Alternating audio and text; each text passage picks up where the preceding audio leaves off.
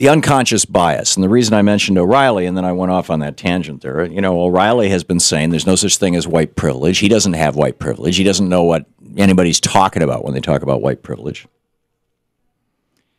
And Ian Ayres is writing in today's New York Times about a study that was done at the University of Queensland by Redzo Muchkik and Paul Frichters. They trained and assigned 29 young adult testers, young people who were all ages, all races, both genders. Okay, and what they did was they got onto a bus in Brisbane, Australia, and they used fare cards there. And they got onto the bus, stick the fare card in, and the bus comes back and says, "Your fare card's out of money." Beep. Bad boy, no money. And at that point, the person would look at the driver and say, "I do not have any money, but I need to get to," and they would specify a place that was about a mile down the road. So you with me on this? They did this 1,500 times. Sometimes the young person who stuck the card in that was dead was black. Sometimes that person was white. Sometimes male. Sometimes female. But the black and white difference was quite interesting. Bus drivers were twice as willing to let male testers ride free as black testers, 72 versus 36%. Even black bus drivers still favored white testers over black testers.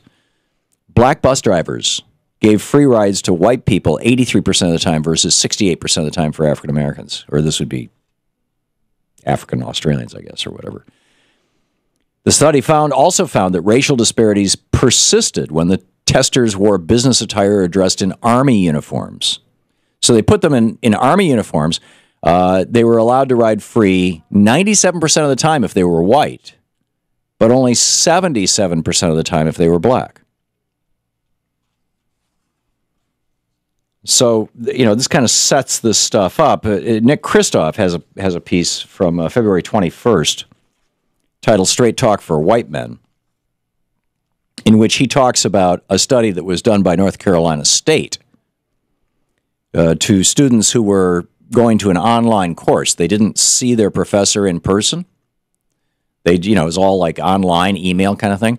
And some of them thought their professor was male, and some of them thought their professor was female. And half the time they were right, and half the time they were wrong. It really didn't matter. What they found was that the female professors, if they had a female name, they were rated more poorly than if they had a male name.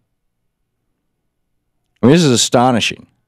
Same thing with people who are trying to get callbacks when they send in a resume. The study found that a resume with a name like Emily or Greg received 50% more callbacks than the same resume with a name like Lakeisha or Jamal. Having a white-sounded name was as beneficial as 8 years' work experience. Then they asked about, rating a supposed applicant for a post as a lab manager. What do you think? Is this person competent or not? On a scale of 0 to 7. Identical resume. When John was the name at the top, they got a 4.0 rating. When Jennifer was the name at the top, they got a 3.3 rating. And again, this is just, this is from college students, right? So, he's going through this thing saying, could we have a situation called racism without racists and misogyny without misogynists? Obviously there are diehard racists out there. But until we start addressing and dealing with these more subtle biases, we've got a serious problem in this country.